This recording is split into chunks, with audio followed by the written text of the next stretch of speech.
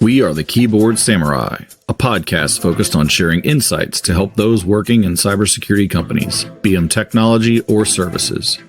Each session, your host, Will Klusovsky, aka Will Clue, sits down with professionals in our industry to illuminate topics that will help your security biz, team, or self be better.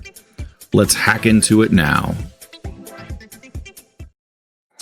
Hey everybody, welcome back to another exciting episode. I am excited with our new guests today. So today we have Sam and Michael from, I'll say HOU SEC CON, and I am a former Houstonian. I probably still am originally from Texas. I haven't lived in Pennsylvania long enough to say I'm from here yet, but it's pretty close. So guys, why don't you give a quick intro on each of yourselves, who you are and why we care. Sam, you want me to do it or you want? You're muted, Sam. Sam, you're muted. So Mike, that means you're first, Michael. I guess I'm first. Hey, thanks for having us on, Will. Really appreciate it. Michael Farnham, a lot of history, but basically I think we're on here to talk about HOU SEC CON and the stuff we do with the conference. So been in the cybersecurity industry for, I think I'm hitting 31 years this year in either IT or cyber, but I've been doing cyber a really long time. Started HOU SEC CON way back in 2010 with Sam, and just been trying to expand that conference and expand the community down here. And I think that's kind of what we're here to talk about and give the folks a view of what we do with the conference. Yeah, and I'm Sam Van Ryder. I am Michael's sidekick, and been doing this less and longer than him. Well, even more so because I didn't realize you were in that long, Michael. I've only been doing this for 25 years, so you've been doing a lot longer than me. Before that, I was a practicing mechanical engineer in a bunch of different industries, but and focused today mostly on my day job. I'm focused on industrial systems and critical infrastructure, so utilities, oil and gas, things like that. So obviously, being in Houston, not a surprise, right? Yeah. But yeah. Anyway, been doing this with Michael ever since the beginning, so excited to talk to you about it. Yeah, I worked for a very large consulting firm, and our OT lab was in Houston for that reason. So, and I'll have to say, like, as somebody who's done this like 25 years, I've learned to just say decades now and let everybody else. Yeah, better idea. So I don't date myself too much. Depends on who I'm talking to. It's a better idea, but I have all this gray hair, and I feel like right. So. Well, and for the record, though, Will, even though I've been doing this longer, Sam is older than I am. So. It's not. I didn't tell you how long I was practicing engineering, so just saying. That's pretty smart, right? That's crazy. Well, so like that's my first question. Then, like, how did this even happen? Like, what made it happen? What made you decide to do it? And then I'd kind of like to hear about some of the trials and tribulations and what we can potentially learn from that. There have been many trials and tribulations. So I had just moved probably before we started in 2010. I had moved into a pre-sales engineering role. I had been a practitioner for a long time, cybersecurity manager, that kind of thing. It was before it was called cybersecurity. I think it was still, everybody called it information security back then. The purists still do, I guess. So I made the decision to move into that, out of the practitioner and go into the dark side, kind of that pre-sales side. And when I was doing that, I noticed like we didn't really have much of a community in Houston from a cybersecurity perspective. We had some the typical ISSAs and that kind of thing, which were fine, but it just wasn't much of a community. Those were people who met once a month, and that was all they really did. And we had a couple of conferences in the area that were typical vendor conferences where it was just, that's all who came and spoke. And I had started a user group here locally in Houston. It met once a month. That's where I was actually a customer of Sam's before I moved to the dark side. And then we kind of started doing this together, started getting people. I don't know, Sam, we had 20, 30 people every month that would show up. Yeah. And as we started doing that and started looking at the community, that they kind of wanted this. I mean, you still had some of your DC DEF CON groups and that kind of stuff, but there just really wasn't that wider audience. So we started that user group, saw the chance to do a larger conference in the area. Literally, Sam, I think I popped up and said, "Hey," in July, I said, "Let's hold this conference," and we literally had it ready to go by October. I was gonna say, not in the summertime in Houston you were doing. Yeah, no, we didn't want to do it in the summertime. We've always tried to do it in the spring or the fall. And so we had about 120 people show up, but we had some good contacts. We had people like Jeremiah Grossman, R. Snake come in, Dan Kirk. I mean, we had some really good speakers come in for that first time. And it just kind of took off at that. I mean, Sam, No, and kind of to that point, like in the midst of all this too, is for me, in parallel to this, as I had gotten involved in some of the early B-sides and at RSA and Black Hat, and was a sponsor wrangler helping out with that. And it really opened my eyes to what a community could be, and really wanted to bring that back. And so not only with HOU SEC CON, but I also got involved with InfraGard here locally. That's one of the largest InfraGard chapters in the nation, and was on the board there for my maximum 6-year tenancy. But a lot of that just kind of saw that same thing, like the stuff we see come through town, or and I mean, there's no better way. I mean, the best way to say it is these are for-profit companies that are here to make a buck and move on. They're not here for the community. And that's not, I'm not dissing the model that works for some, but it didn't help us in our community of all the people that are doing this. And, networking, not just some of it's job related, like, hey, when's my next gig going to be? Some of it was just, hey, how do I learn more about stuff? And it's not necessarily a vendor pitch, right? And things like that. And so how do we make that happen for folks? And, to Michael's point, that first one was eye-opening too. And we just kept, inching along. And every year we're like, hey, why don't we try for a little bit more? Why don't we just try for a little bit more? And before you know it, now we're sitting at, last year was like 2,200 folks at the George R. Brown Convention Center downtown, that's it. That's your exit strategy, right? Because there's no other place to go after that when you get to that size. The Astrodome. Yeah. I mean, we joked about it last week. Let's see if we can buy the Astrodome and just make that our conference. It's got to be cheap. They haven't done anything with it yet, No. I mean, they still haven't figured that out. So why not? So the rodeo's not there anymore? I know she's right. I've been lots of been home. So the Reliant Park and all of that stuff is next to it now. And we actually considered that too for, anybody who's interested in venue stuff, which I'm sure it's a very riveting topic. But there's no place like you go into a big parking lot once you get there, and there's no place to go to happy hours, no place to go to eat. Once you leave, you can't come back. Downtown just made so much more sense for us. So. Yeah, this is a way tangent that like 5 people listening to this will understand, but that's the thing I had to explain to people. Like, growing up in Houston is not like, it's a huge city, but it's not like other cities where all the commerce and the bars, it's not all in one area like it is in a lot of other places. You've got to drive over to the other side of town to get to all the good restaurants and stuff. So that's funny. So you mentioned, damn it, I had something for that. The education thing. That was it. And as somebody like I'm actually just did one of my local B-sides, about 1,000 employees, which is really, or 1,000 people visiting, which was pretty significant, right? For Baltimore, which is a fairly medium-sized city. And we're in the same situation in Harrisburg, where we are now at almost not the largest place we could possibly be at, kind of the equivalent. Like there's an Astrodome like place near us, but would be next step. But like we're at the Farm Show complex this year, which is just growing huge. It's where massive stuff comes. So and again, I love the B-side stuff because it is educational. For somebody who talks about strategy and big picture and executive level stuff, I don't get picked as much because I'm not exactly like, here's how to hack malware using AI kind of stuff. Those kind of conversations aren't mine. So I'm looking at that, like, how do you decide who's gonna come and speak? What kind of tracks do you usually do? Like what was that thought process like?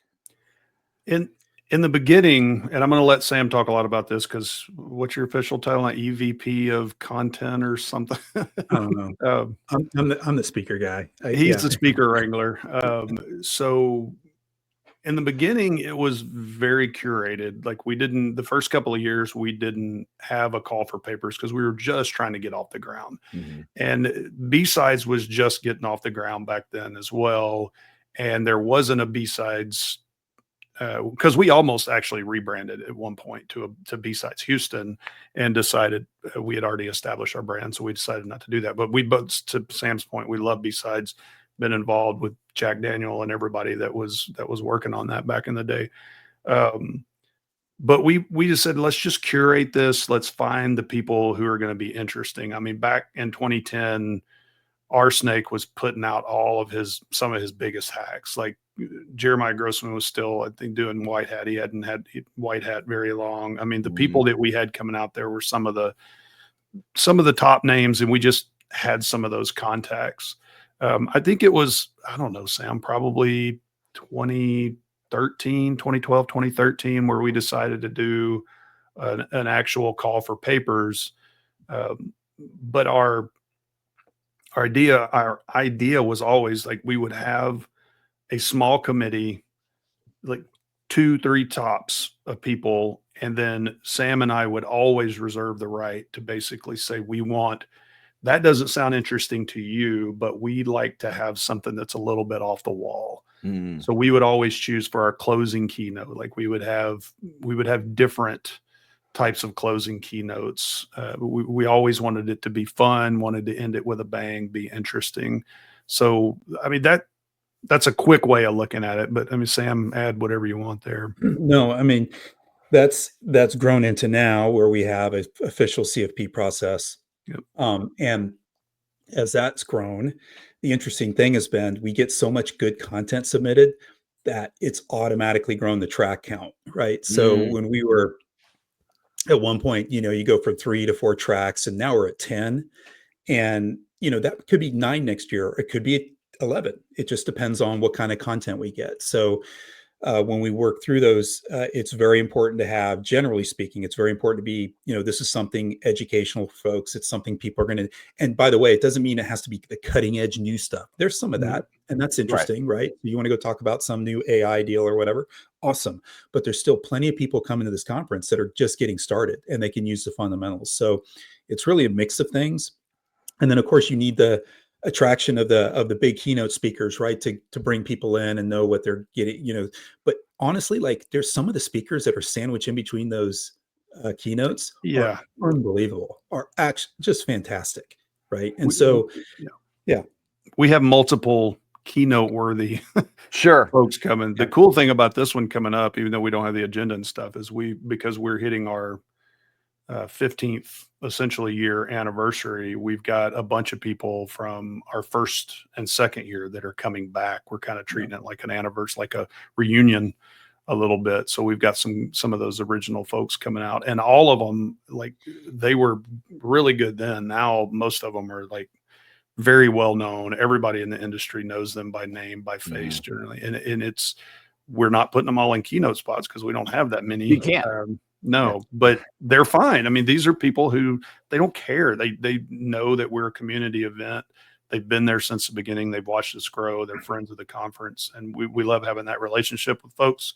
And then the call for papers itself, to Sam's point, every year we're like, okay, we're going to hit a ceiling, and it just, more and more people submit, which is a great problem to have. We're excited about that. Right. Yeah, as somebody who does keynotes and non-keynotes, like, I love to do keynotes, and especially if I'm going to get paid for it, but like, that's not going to degrade my quality if I go on stage and give an educational one. And I love the point too. Everybody, like, I talked about this quite a bit because I struggle with it, and you guys probably have a similar situation. We've all been doing this for decades. We just assume everybody knows what we know a lot of times, right? It's like, I've been saying the same thing for 25 years. This can't be that groundbreaking. And then you realize you can get a room of people, 1,000 people who've never heard it for the first time, right? And so all of that stuff is valid information. It's a great point. It's a great point. I'm putting together a talk right now, and I'm looking at it going, man, everybody knows this. I just submitted it for B-Side San Antonio. Hopefully they take it. But I'm like, is that, like, does people really want to hear that? But right. People do. I haven't been accepted yet, so I don't know. We'll see. I'm doing a talk on like how to build a security program. And it's like, it's like CISO 101 stuff. But I remember like this last event I came at, lady came up to me and was like, I'm a brand new ISO. I have to build a program. Do you help? And I was like, absolutely. Actually, I just happen to have some content with you. And even some of this stuff is going to mature with time, right? So it's just a little flavor as you year to year, and obviously you talked about OT, right? That there's nothing more boring than OT for most people, but for me, it's the most exciting thing ever. Part of that's to my engineering thing, but it's there's still plenty of people I'm talking to about the same stuff over and over and over again. And I often worry about being, like my old man when he was getting on in age, telling me the same stuff over and over again, right? So anyway, tell them the same stories over and over. So I guess like I don't want to say what's the hardest thing, but what are some of the things that happened that you were like, man, I didn't think, whether it was a problem you had to overcome or maybe dealing with it now, like what were the things that like you didn't maybe suspect were going to be such a big issue that are, or maybe things that were a lot easier than you thought too? The biggest thing, honestly, again, I'll go back to the real exciting world of venues, but we found out very quickly that if you don't have a bunch of hotel rooms that are going to get booked, the guest rooms, then hotels don't like you generally, because that's where they make their money. So it's silly stuff like that, but it is the business of running an event. And that's why we've tried to go to like conference centers and that kind of stuff. But there's this gap between small conference centers and large conference centers. And then everything that fills it in between are hotels. And they've got really big conference rooms, but they're like, okay, how many guest rooms are you going to have? And we're like, look, we're a local now we've managed over the years to attract a lot more people nationally. So that's not as hard for us to deal with anymore. And we just think that problem is going to continue to get bigger, and we're okay with that as more people come from outside of Houston. But yeah, that was a thing that I never thought. I was like, oh, we want to give you money to get this big room to put people in and to feed them, which by the way is your number one biggest expense is food. And we didn't realize that they would be like, yeah, we're going to put you in these dates because we've got somebody that's going to fill up 200 guest rooms and we don't really care about you, or even just turn you down completely sometimes, which is, we were very naive when we went into it. We know better now, but. Well, and our ticket prices too, you never covered the cost of the food, right? And just that, another learning point was very early on is we started without tickets, or basically it was a free ticket, but you go into Eventbrite or whatever, get your ticket, and you wouldn't show up, right? And we're like, well, this kind of stinks, because we know we were planning around, we know we have X amount of seats, and there are a bunch of people that were on a wait list, basically, that weren't able to get in. So that's where we started to start charging for tickets, and we kept it nominal. We still keep it nominal. What is it, like $75 now? Yeah, it's tiered this year. Well, we don't have to get into all that stuff, but it's essentially around $100 all, I mean, which is nothing compared to the $1,500 plus you're paying for other big conferences of the same scale, but for very similar content too. But and that's part of the community thing, right? Because we never wanted to make this a money-making deal, right? This was never meant to be, hey, let's build this big business and ride off in the sunset or whatever. But I think the other big thing was a more recent thing for us, was getting to the point where we're getting so big that we needed full-time help, right? And that's a scary moment when you say, hey, we're committing to hiring full-time employees to do this, and knowing that you got to make sure that those budget numbers work and everything across the board. And the folks, the two, Lauren and Mary, that we have on board that are running this full time, are amazing and are doing a great job handling most of it, which allows, Michael and I to do our day jobs. But, that's just a scary thing, because you're talking about supporting another person, right? This is not, you're paying their bills. Their mortgage is now relying on you. And that's right. It's kind of scary. Yeah. What about, so anything you thought was going to be harder that ended up being like, oh, you know what, that really wasn't a big deal? I think it was moving into that conference, a new one, the GRB, because we've been so spoiled with I mean, even though we've been able to do them in the hotels, and, to Michael's point, he explained everything there. There's a certain level of service there that you get that's very much white glove. And we are worried going into this new one the venue that it wasn't going to be the same, and it was great. We had a great experience for the most part, and that's probably been one of the things that we didn't expect to be actually as easy as we thought. I think we were very nervous when we first moved this last year. Yep. The only other thing for me probably is getting it's the whole, if you build it, I think the thing is really he will come, not they will come. Everybody misquotes it and says they will come, but sorry to be pedantic there or exact, but it amazed me how much demand there was for something like this. I really was like, oh, people are gonna be like, whatever, it's another conference, and there was a little bit of that, but it wasn't. It's like as soon as you convince them, you get them there the first time. And I had the advantage, and I think Sam did too. We had a lot of customers, so we could tell them when we were meeting them, hey, this is going on, and they would come out to it. But once they started seeing that, goes, this is not another conference where just a bunch of vendors are trying to come sell me something. This is somewhere I'm going to get real information, real good data. That the demand was absolutely there, and it grew much more quickly once we got past that hump than we really expected it. I really thought this would, even though it's been since 2010 to get us to these numbers, like that effort wasn't as hard as I thought it was going to be. Right. I think it's the community part of it.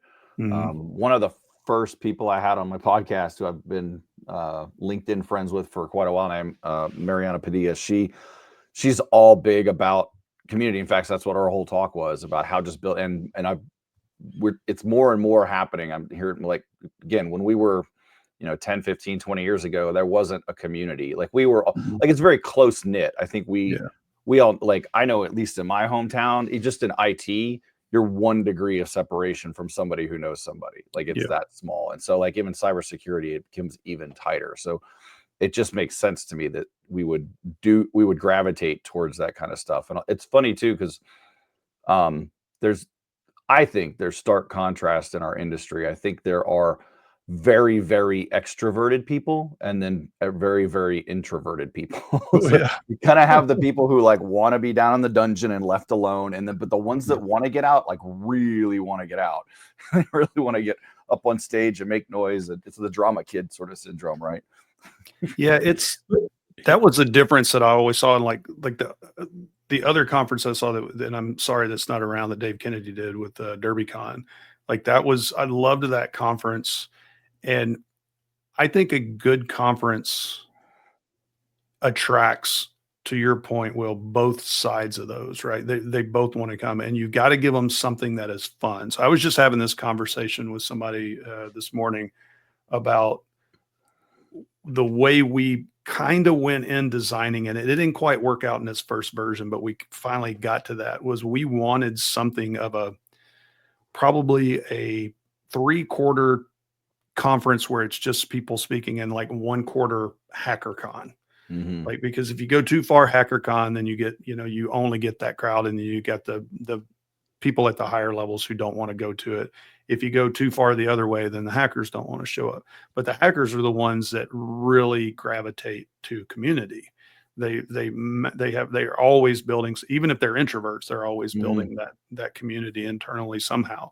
And we recognize that just coming from both sides of it. And that's why we built the community like we do. I mean, we have a typical vendor floor and all those things where you're going to go see all the people and they're going to try to get you to buy some stuff or whatever. But then right in the midst of that, we've got a big village that's got lock picking. It's got ham radio. It's got physical security. It's got a CTF. We've got a little group of hackers here that have created, and there's a whole story behind this, but they've created this little conference called CON that fits within it. You probably don't have enough time for me to tell that story on here, but it's basically, if you look at ours, it looks like HOU SEC CON instead of HOU SEC CON if you do it the right way. So that was the big joke. So they created CON. So they're in there having their little thing, and it's all community driven that way. And we're just trying to meet everybody where they are, if I can allowed to use that cliche, to make them be able to come and have fun. There's some people that I mean, I know people last year said they went one whole day and all they did was go to the village and go to the vendor floor. They didn't even go to any of the talks. They ended up going one of the talks the next day, but they didn't do it the first day. So that's what we've tried to build. Seems to be working. So, and it's like a big, I mean, for us, with all the work that goes into it, like the day of, you're there and people start showing up.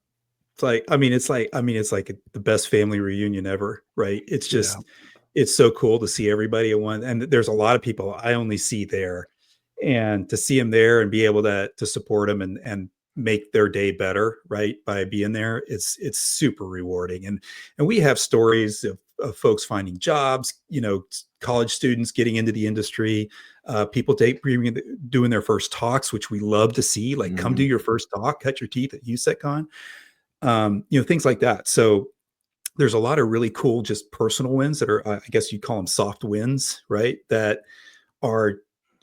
just motivate you to keep doing it and keep going and keep going. And it's that's what keeps us, like, when Michael and I, the day after the conference, are dead. We're dead to the world.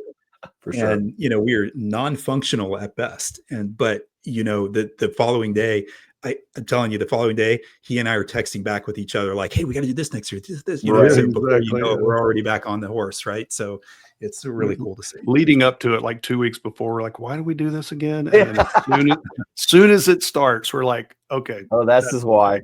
That's why. This is so rewarding. I don't know if it's a joke, but I say all the time, like, if I could pay my bills by just like mentoring people and helping, like, that's like, it's such a rewarding thing, right? It's just a great way to do, to just live and have a good time. And like you said, Sean, or Sam, there's a lot of people, like, I know I do. I spend a lot of time on LinkedIn talking to different people in the industry constantly. Like, that's a main way for me to communicate with all these people. And there's some people, that's the only time I see them in person is when there's a conference going on, and then they show up and it's like, hey, we can get together and actually have drinks, blah, blah, blah. And, bringing people together that way is always awesome. Yeah, that's probably my primary reason I did it, because I met all these people at RSA and Black Hat over the years, met them in the bars and all that stuff. And as we got older, we were all running to the winds to go into meetings and stuff, because we didn't get to go to all the talks and see each other again, right? So I've told Sam this and a couple of people this, like, it was last year or the year before last, I had like 4 or 5 people that I had met over the years at Black Hat and DEF CON and RSA, and they were at the conference speaking, and I ran into them walking out of one of the happy hours, and it was like, whoa, this is not in San Francisco, this is not in Vegas, it's here in Houston. It was just really cool to have my old friends, and it's like, okay, I don't have to just see them at Vegas or San Francisco. I can bring them here to Houston. Let's do this every year. Honestly, I'd rather go to Houston than San Francisco too, because I'm on the East Coast. It's a way easier flight. It's way more. Oh yeah, gosh, yeah, that too. So, and I never thought I'd say this, but I think Houston's a little cleaner these days. But that's just what I'm hearing. I haven't been to San Francisco the past few years, but I think last time I went to San Francisco was like RSA several years ago, and it was snowstorm, and like I fly through Charlotte, and so it was like my flight got delayed in San Francisco for like a night. I'm like, can't I get to Charlotte first and then delay me? Like, but that was the problem. So I love that you said something about kind of the mini cons and the other communities that are built inside there, like doing things. How does that happen? Like, how, like walk me through, like, maybe one of those stories that you do have that you can tell quickly, or not. I mean, you got plenty of time, but like, yeah, it's pretty organic, honestly. The CON thing came about just over years.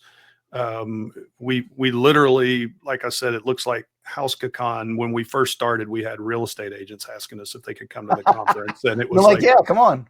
You show up, pay your money. Your front doors. We'll show you how secure they are. Yeah. The locks. I guess you're just going to be trying to sell real estate to all of these cyber people. But yeah, it really just happened organically, because to my point earlier, those guys, it's eCowboy and Inflicted. They both were real early on in information security. Like, they were some of the original DEF CON folks, and they had some really early groups. Not a lot of people know how big of a kind of an underground cyber community Houston has.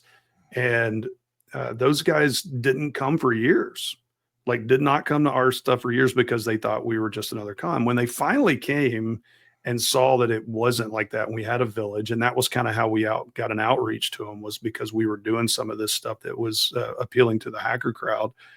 Then they showed up at the village and had made stickers that were Con stickers, and they were like, okay, we're just gonna do this, and we're gonna hit somebody up that knows Sam and knows Farnham, and we're gonna say, hey, is this cool?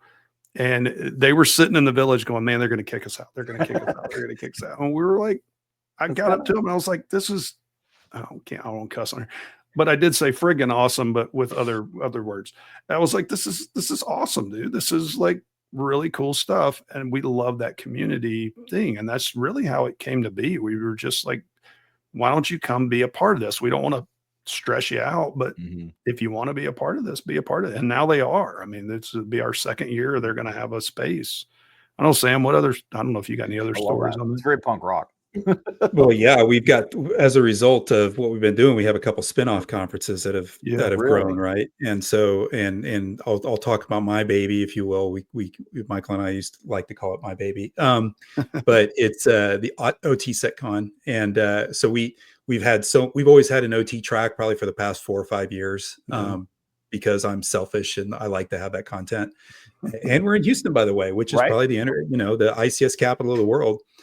Even though we started, we go, you know what, we could do this whole thing. Yeah, no, we could do this whole thing on a separate day. So we did. So we're going into our second one this year. And, we, again, same problem. We opened up a call for papers and oh my God, we had one track. Last year was one track. This year we had to do 3. We were planning on 2, but we had so much good content. I could have done 4, but we didn't have the room at the venue we're in. And so, next year we're going to have to look at expanding that, but it's just another, one of those things that the community embraced it. And, we're here to support the community. We want the feedback. We want to hear it. And that was just another one that kind of came from it. And, and the Exec Sec Con was the other one, which Michael spearheaded. Oh, nice. Yeah, we did. We had a local CISO here wanted to do something that was more executive focused.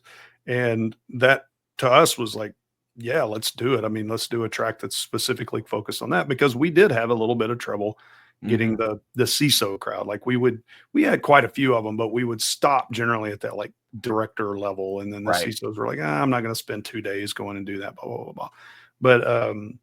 But we finally got it and it was successful. We would have, for something that's executive focused, I mean, getting 30 or 40 people in a room, that's a lot of people. And we got them there and they really enjoyed it. We would kind of put them off in a little spot so they could feel like they weren't getting sold to and everything. And then, we spun that off.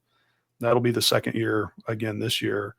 So those were organic combined with You could see the demand was there, right? Yeah. Let's be strategic about this as well and see what we can do.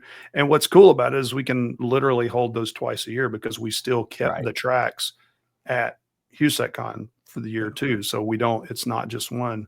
We put together an advisory board for Exec Sec Con too. So that really, they like being a part of that. That to them is community. Then they don't get to do that as much as like all the hackers do. And OTSEC Con, man, the community that's getting built around that's absolutely crazy. So that's outstanding.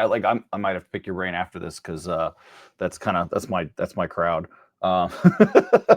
But I want to take advantage of Sam's brain here, and especially for those listening, how do you sort out how many, the type, like the hackery, the executive, the program, the different domains you're going to kind of let, and then what lets you pick what's a good CFP, a call for paper pitch that makes you go, yeah, I'm going to be like super interested. And how much do you just read that versus look at the other, like, hey, here's my YouTube channel. Like for those who want to get picked and get selected to do one, what should they be doing? One man's opinion on what to do and what not to do. Right. Well, 1 out of 2 or 3 ain't bad, right? Yeah. So to address the first question, like, how do we sort this out? I mean, we have topics that we ask for, AI, OT, is this, GRC? Is it, is it executive? What is it? Is it strategic? What's the topic high level? Like, what track do you think this fits in? Right. That sometimes gets misunderstood as what two of the people you want to talk to. That's not the same thing. It's like, what is the topic? Right. And then once we get there, you get the people that put in like books worth of information, and it's just way too much to go through. If you link out to a YouTube channel, you've done a talk, that's not a bad reference, but it's not a guarantee that I'm going to go look at it, given that I've got hundreds of these things to look through. Keep it short, concise with the message. That's my thing. Like, keep your abstract. Your abstract should not be a whole page long. It should be maybe half a page at best, right? It should really be smaller, and then make sure that people understand what desired outcome you want from that. Like, is there a takeaway message? Is there something that you're trying to address necessarily with this? Right. And those are the things that I say catch my eye quicker when I'm looking through these, because when I have a clear and concise message, I know what I'm looking at. And by the way, we kind of obfuscate when we look through them. I don't want to know what your title is necessarily. I don't want to know, and when we get others involved, we actually move all of that and just get abstract and topic, right? That's it. Because I don't want to bias, and we're biased and I'm biased. I mean, everyone's biased, right? But when I see, Michael Farnham submits his talk to my conference, I'm like, yeah, man, come on in. And there's a lot of, merit to that when we know people that have done good talks and everything, because we want to create it for everybody. But that's also why we've expanded it, right? That's also why we say, okay, there's all these good content we already have, but here's these other cool things that we haven't tried. Here's some new people that want to try it. Let's make sure that everyone gets a shot at it, right? And we still can't accommodate everybody, obviously. And then there's plenty of sales pitches in there too. If anything, it's a personal preference. It drives me a bit nuts when I have the marketing folks that submit like 5 talks for one person. And, look, I work with a vendor. I'm in that ballpark, but I just, for me, this is not the conference to go pitch. And that's not, that'll kill you right away. If it's a pitch, we'll read right through it, no matter how you put that abstract together. Right. And, because that's important to us too, as a community. I want the community to show up and say, I'm here for the content. I'm here to see all my friends. I'm here to make new friends, and I'm going to have a blast doing it. And I don't want anybody to walk out going, oh, this was that.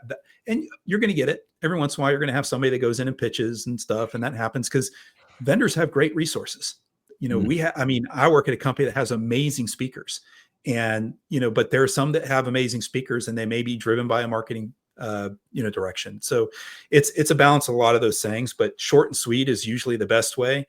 If you have a history talk, that's good. But here at our conference, it doesn't necessarily make a difference. That's not what necessarily we're looking for. We're really looking for the cool content. And it can be, to your point, it can be something that's already been talked about. I mean, I get a lot of people say, yeah, but everybody already heard about that. Hey, do you know how many new people we get to the industry that are coming to this thing? They need to hear this stuff. If you throw them into, cybersecurity, 501, you're going to lose them. Like, so let's figure out where we can bring in some of the basic stuff too. And that also bore out one of the things that we have now with the HOU SEC CON thing that we're doing this year for the first time. And I'll let Michael talk a little more about that, but it's a really cool thing.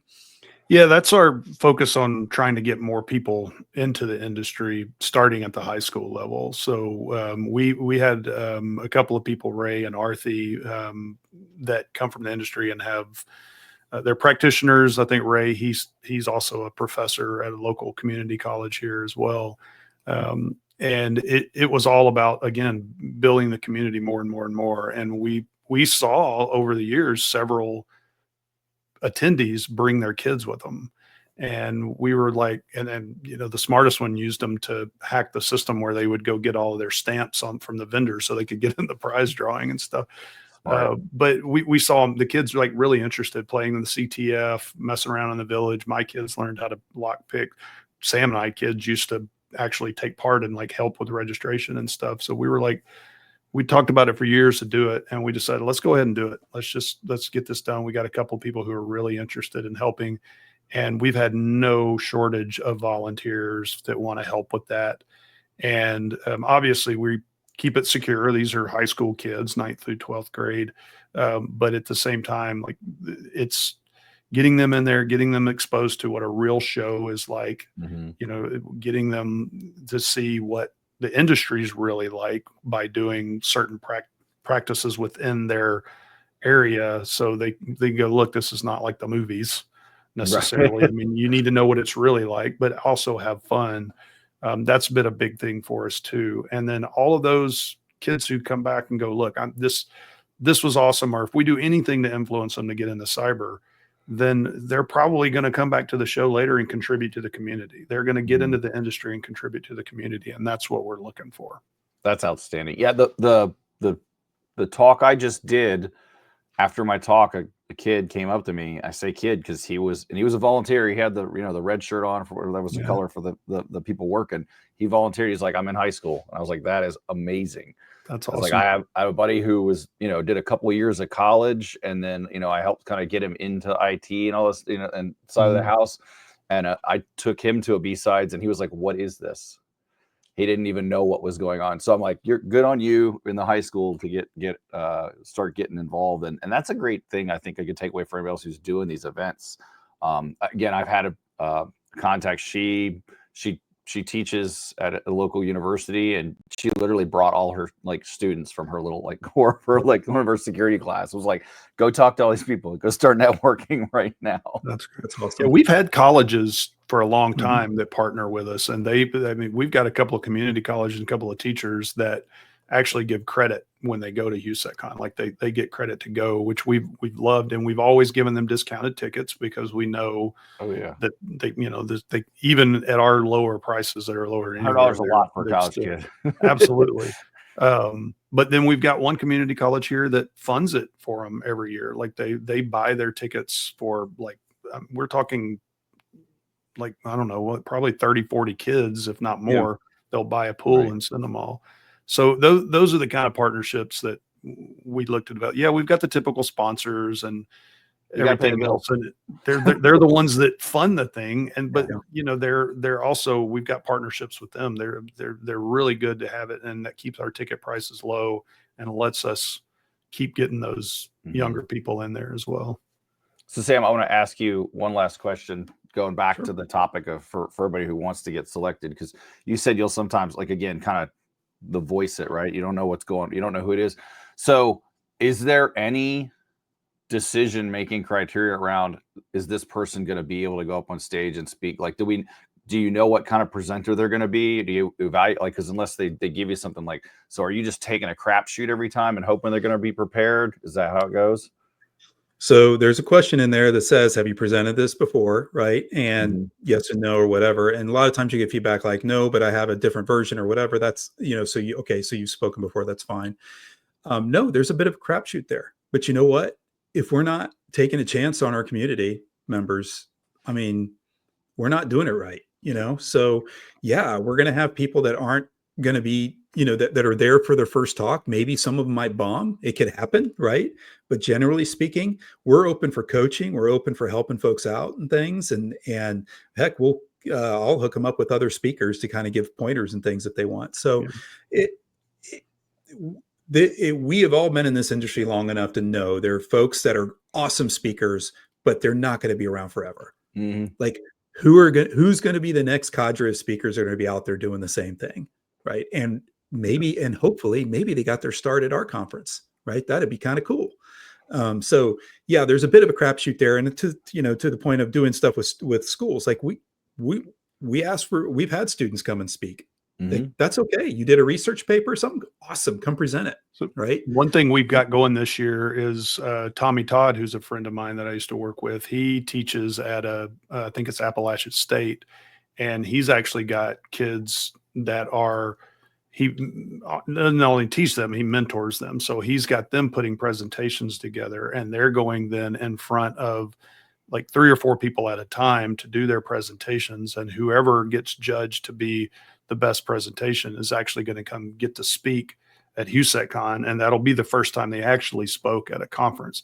So those are the kind of things that we're this this young person could come in here and like be way too nervous, not be able to, we don't know, but we don't, it's like, let's just try. And to that, I mean, we do, like I said, we have some invited speakers. We have people that we know are going to be good, but the vast majority of people that we've got coming out are strictly from that call for papers. And yeah, it's like, but I mean, the proof's in the pudding. Every year we get great feedback on like, hey, your talks were great this year. This was good stuff, man. I really enjoyed it. That's awesome. By the way, that's what I wanted everybody to hear who's listening. Yeah. Like, you don't have to be a pro to do it. No, you don't. And by the way, I can kind of understand too, if you're paying that $1,000, $2,000 for a ticket, that you're expecting top quality content, but they're probably, hopefully, in a position to pay their speakers or cover some of the expenses or something. We're not, because we're $100 a ticket, right?